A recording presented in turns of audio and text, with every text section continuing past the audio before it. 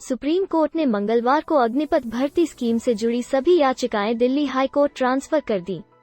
Supreme court ने कहा कि इतनी ज्यादा संख्या में याचिकाएं न तो जरूरी हैं और न ही ये सही ढंग से भेजी गई हैं।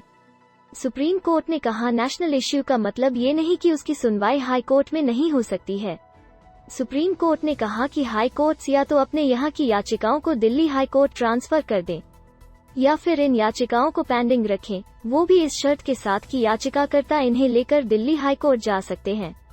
वकील बोले, जस्टिस चंद्रचूड़ ने मेरी कड़ी मेहनत की तारीफ की। सुनवाई के दौरान जस्टिस DY चंद्रचूड़ ने एक दिलचस्प टिप्पणी भी की। स्कीम की संवैधानिक वैधता को चुनौती दे रहे वकील मी शर्मा बेहद दमदारी से अपनी दलीलें रख रहे थे। इस पर जस्टिस चंद्रचूड़ ने कहा कि आप एक वीर तो हो सकते हैं, लेकिन आप अग्निवीर नहीं हैं। इस टिप्पणी पर शर्मा बोले, जस्टिस चंद्रचूड़ का बयान मेरी कड़ी मेहनत और कोशिशों की तारीफ है। उन्होंने ऐसा इसलिए कहा क्योंकि अग्निपथ स्कीम के खिलाफ याचिका दाखिल करने वाला मैं पहला इंसान था। एडवोकेट शर्मा कई मुद्दों पर PIL दाखिल करने के लिए जाने जाते हैं। यह भी पढ़ें, गृह मंत्रालय के बाद अब रक्षा मंत्रालय की नौकरियों में भी अग्निवीरों को 10% आरक्षण। जाति और धर्म के प्रमाण पत्र मांगे जाने पर विपक्ष नाराज। अग्निपथ स्कीम को लेकर विपक्षी पार्टियों ने भाजपा पर निशाना साधा है। विपक्षी दलों का कहना है कि भाजपा अग्निवीर स्कीम की आड़ में जातिवीर बनाने की कोशिश कर रही है। विपक्षी पार्टियों का कहना है कि अग्निवीर के तौर पर भर्ती के लिए उम्मीदवारों से जाति और धर्म के प्रमाण पत्र मांगे जा रहे हैं। आम आदमी पार्टी आप ने कहा है कि अग्निवीर का इस्तेमाल करके जातिवीर बनाने की कोशिश हो रही है। राष्ट्रीय जनता दल RJD ने कहा है कि अग्निवीर में जाति के आधार पर भेदभाव पैदा करने की कोशिश RSS से प्रेरित है। भाजपा ने किया आरोपों का खंडन। जाति प्रमाण पत्र मांगना सामान्य प्रक्रिया। विपक्ष के आरोपों का खंडन करते हुए भाजपा ने कहा है कि भर्ती प्रक्रिया में जाति प्रमाण पत्र मांगा जाना सामान्य प्रक्रिया है।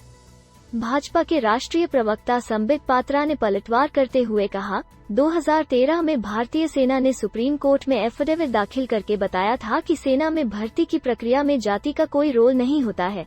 हालांकि एडमिनिस्ट्रेटिव या ऑपरेटिव कारणों से जाति वाला कॉलम भरवाया जाता है। सेना ने भी दी सफाई, भर्ती प्रक्रिया में नहीं हुआ कोई बदलाव। भारतीय सेना ने सफाई देते हुए कहा है कि भर्ती प्रक्रिया में कोई बदलाव नहीं किया गया है। जाति और धर्म के कॉलम शुरुआत से इस्तेमाल किए जा रहे हैं। यह भी पढ़ें, उपद्रवी नहीं बन सकेंगे अग्निवीर। भर्ती से पहले युवाओं का पुलिस वेरिफिकेशन होगा।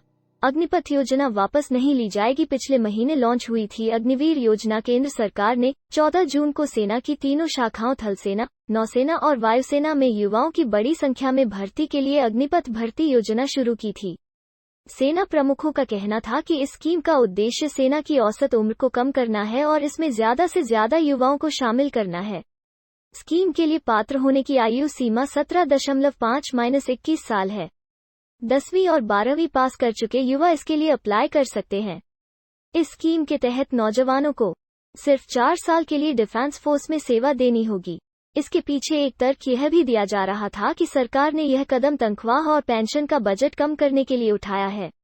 हालांकि सेना और सरकार दोनों ही इस बात का खंडन करती आई हैं।